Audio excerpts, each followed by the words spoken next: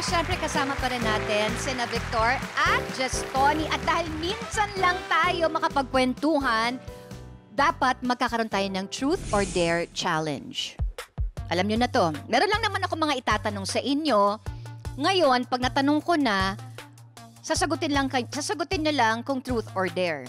Kung ayaw nyong sagutin, magde-dare kayo, magche-challenge kayo. Ngayon, pipili kayo dyan, bubunot kayo, at kailangan magawa niyo yung challenge. Kung hindi nila magawa yung challenge, kailangan yung sagutin.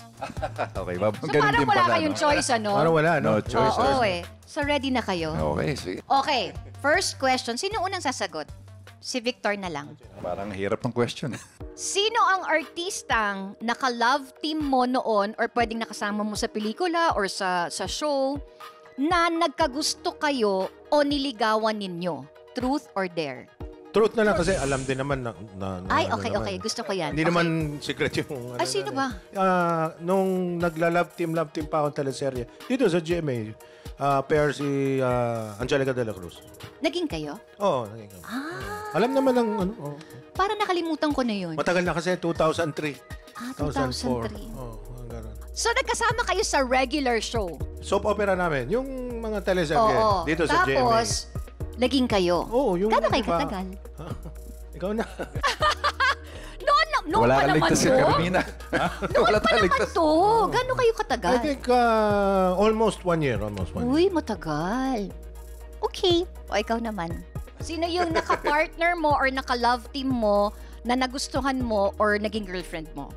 Well, actually, sa Seiko Films noong araw, ng mga pelikula namin. So, Ang truth leading na siya. lady ko dyan madalas, Rita Avila and Gretchen. Tama. Pero talagang yung aming friendship, hanggang kakaibigan lang talaga kami. So, hindi ako nanligaw, kasi naging abay ko sa kasal yung mga yan. Si Rita naman, naging kumare namin. Till now, dahil nanak ng bunso ko. So, hanggang ganun lang. Puro trabaho lang talaga kami. So, never ka nagkaroon ng crush? Oo, hanggang trabaho lang, walang personalan. Ay, wala. Ganun lang. Okay, game. Second question. Parang pahirap na pahirap yan. Kung medyo bata-bata kayo, sa mga local female stars ngayon, ang pwede ninyong ma-crush-crushan. Paano punta na sa crush-crushan? Or happy crush lang naman? Tatandaan na namin sa crush.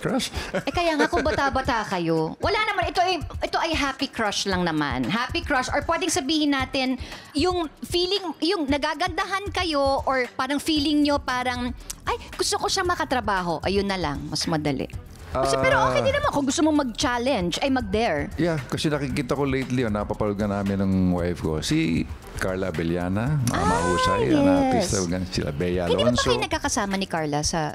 Nakasama ko sa soap dati pero guest lang ako as with her dad na parang 5-day shoot lang pilot. Oo. Tapos Pwede after kayo. nun, hindi na. Oo. Tapos sila Bea, sila marami namang mahusay tayo at magagandang actress ngayon sa generation ngayon. Okay. So sinagot na niya, ang bait kong host, diba? O ikaw? Adjustable. Oo. Pareho. Ano, truth or dare? Truth no. Okay. Just like yung mga gusto ko makatrabaho, yung mga Huwag mong ipahin yung question ko. Question ko to eh. yung mga gusto ko makatrabaho, At yung mga nagagandahan ka. I think dito si Carla Abellana. Oo. Actually, ako din gusto ko makatrabaho si Carla. Hindi Carla. ko pa siya nakakatrabaho. Bea, although I've known Bea since way back teens, hindi ko pa siya nakakatrabaho. So, Pareho tayo. ang tagal ko kilala yung bata Ako pa. din. Ako before sa TV rin, si Bea, pero guesting lang. Ako Puro never. guesting. Okay. Sana magkasama tayo, no? Gawa tayo sa opera. Ayun na. O, eto gawa yung cast, ngayon oh. na. O, may cast Acting. na. Pwedeng pag natapos yung Widow's War, ako na talaga yung nag-produce, di ba? Okay. Third question, ikaw naman ha. Una. Anong bad experience ninyo sa showbiz na ayaw ninyong maranasan ng mga anak ninyo kung ikaw sakali papasok sa showbiz ang mga anak mo? Ikaw kasi si Angela, nandito na eh. So, anong bad experience na sana hindi maranasan ng mga anak mo? Truth or dare? Truth. Meron ka bang naging bad experience sa showbiz? Wala naman. Kasi at that time, trabaho lang. Work lang tayo ng work noon eh. I'm sure dead man lang kayo pag may mga... Wala na kami. And wala naman social media ng panahon natin. Wala tayong naririnig. Hindi tayo Kumbaga, ang pinaka nagbabash lang sa atin, mga reporters. Kasi sila lang ang may power na magsulat sa mga dyaryo, mga tabloids, mga Correct. Tama magazines, yun. di ba? Report. Usually, hindi ka naman sumasagot sa mga ganun. Oo. Correct. Oo. ikaw, truth or dare? Bad experience na sana hindi ma-experience ni Angela. Basta sinabi ko sa kanya, ito ang showbiz, di ba? Kailangan malakas sa loob mo. Kasi Yun eh. gusto mo umarte, gusto mong ipakita yung talent mo, di ba? So kailangan maging masunurin ka sa mga director, lahat, at makisama ka sa mga tao. Yun ang importante. Pakita mo na kaya mo na mahusay ka, na kahit nag-umpisa ka, na gusto mo matuto. Yung mga... So far, sana wag naman siyang yung someday yung magkaroon ng mga bashers na titirahin yung personal niya. Wala naman kasi pinakikita naman niya kung ano yung trabaho lang naman niya. Wala naman siyang, hindi naman siya may involved sa mga masasamang intriga o masasamang grupo. So, sabi ko, pag-ingatan mo lang. Okay, meron akong ipapakita sa inyong picture. Ngayon, pag pinakita ko na yung picture sa inyo, sasagot lang kayo sa akin kung truth or dare, pero hindi po muna ako magtatanong. Gets? Okay. So, unahin ko yung picture ni Justoni.